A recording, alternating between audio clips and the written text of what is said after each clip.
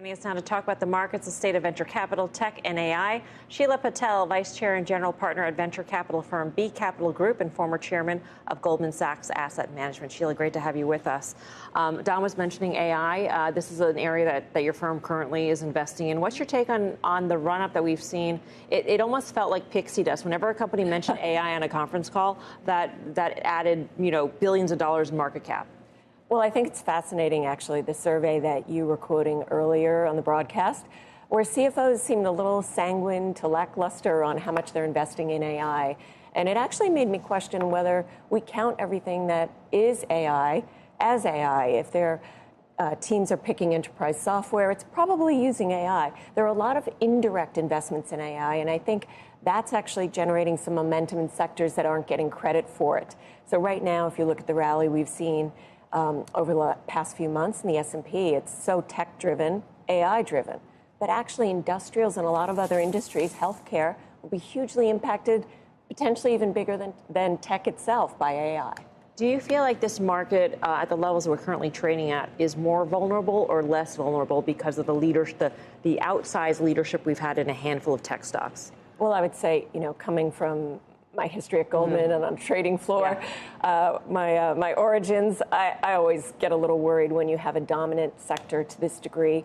I mean, the rally in tech is larger than the entire market cap of industrials. That's a little off, right? So something has to give. I think broadening would obviously be more pleasurable for everybody than seeing a huge pullback, but that singular focus is maybe, again, a bit of a misguided approach to how AI can actually impact the markets overall.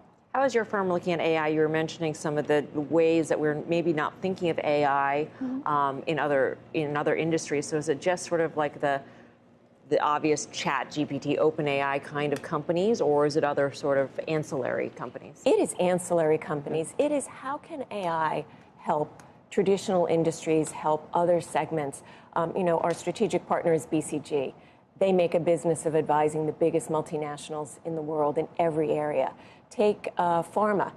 If you look at one of our portfolio companies, Atomwise, they're using AI to address small molecule drug discovery. They've just inked a great deal with Sanofi because of that ability of AI to potentially help problems that we have in drug discovery for very difficult diseases and very difficult solutions to find. That's just one example, and there are numerous examples like that.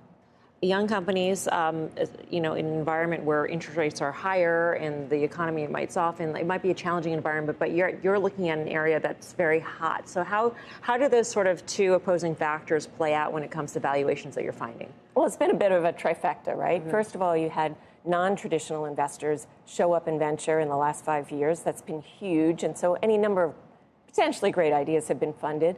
They're now at their lowest level of investment in 5 years. IPOs, as you were reporting earlier, lowest number in 10 years. Then you get to venture itself, and it's been a tough fundraising environment for venture and tough to see next rounds. And so, for us, we look at it and we say, who can we help that has the runway and have the ideas that can help new industries in the future?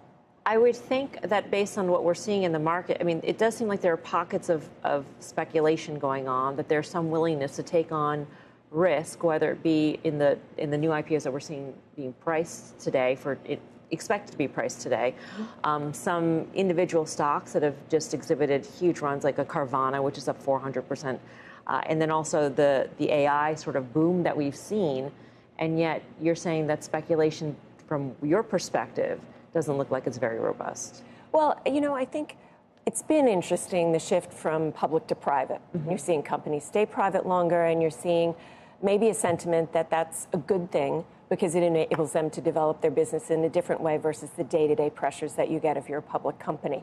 And I think that's probably true. So that actually gives me some hope from that speculation perspective.